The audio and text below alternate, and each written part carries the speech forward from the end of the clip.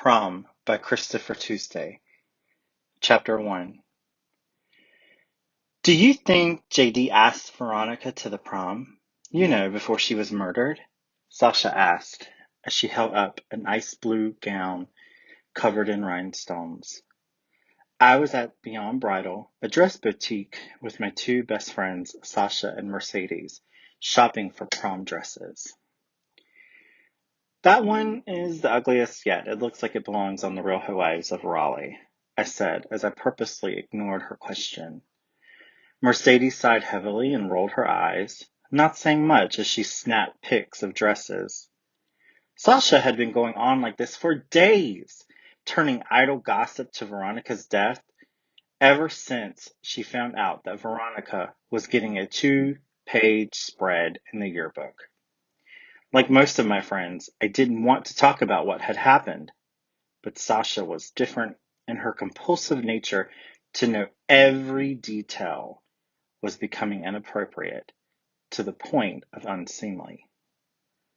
Not because death was unseemly, but like most of my friends, I had a hard time dealing with the loss of someone my age. Like a majority of those at school, I had only experienced death from the perspective of old age, sickness, and disease. The death of someone young was unthinkable. All of us thought we were immortal in our youth. That is, until the murder of Veronica Deetz. Death was now close, so close we barely talked about it, only bringing up Veronica in reverent terms. Again, I say most of us, but Sasha was different. For some reason, she was consumed over Veronica's murder and chose to bring it up at the worst times, like now, as if dissecting each detail would ward off the evil of teen homicide.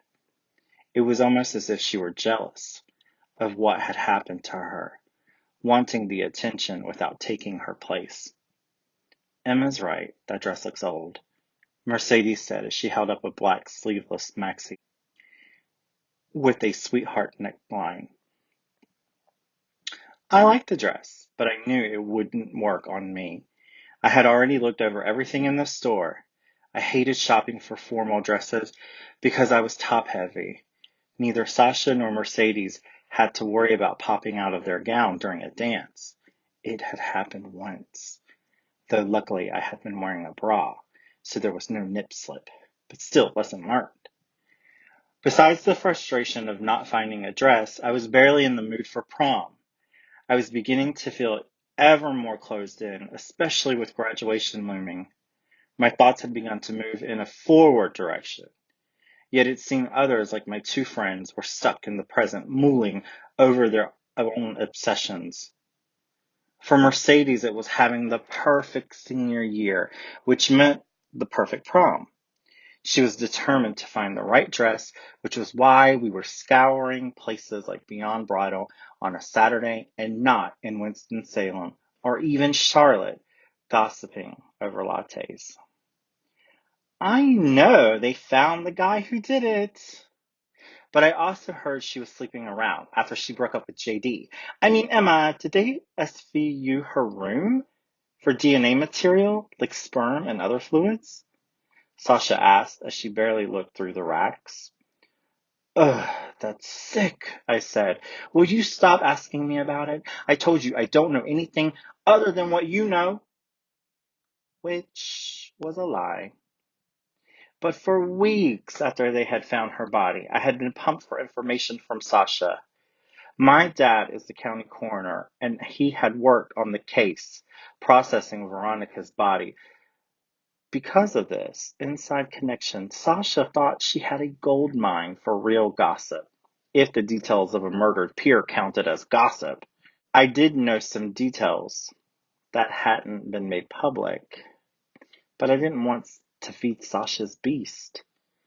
Mercedes just made a face and walked into one of the dressing rooms to try on the dress. Sasha stopped talking and concentrated on looking at the sales rack. I wondered if she would pull a mood now. Sometimes she would take these things too far, and one of us would have to call her out on it. Afterwards, she would be difficult for days. Instead, she looked at her phone and smiled, and I felt relieved. That was a good sign. While we both waited for Mercedes, I looked at a couple of more dresses, but now, thanks to Sasha, my mind was on Veronica. Her murder by someone she had met online had been used by the local media and authorities as a warning against the dangers of online predators. What Sasha, the queen of gossip, didn't know was Veronica had been seeing several college guys. She had met them all through some hookup app. It was one of those guys that had killed her. Veronica had been a strange mix of popular, nerd, rebel, and in-crowd. She floated in every niche. We weren't real friends, but I had partied with her a couple of times. Her volatile, on again, off again relationship with JD gave their relationship legend status, a near Bonnie and Clyde quality. She had been pretty, with near black hair and brown eyes, her petite frame giving her a dark, pixie look. I wondered what she would have worn to prom. Something cool, probably, and sardonic. Nothing from this horrid shop, at least. I looked at Sasha, who had picked up a gown the color of an orange creamsicle, with lace on the bodice and sleeves. As she held it up to the mirror, I could see her smirking. It was awful. It clashed with her deep, rich tone. Sasha was very pretty, with a slightly angular face, but her height, along with her long arms and legs, and lack of body fat from being our track star at our school, gave her a near anorexic look. This was making it difficult for her to find a dress suitable for her frame as well.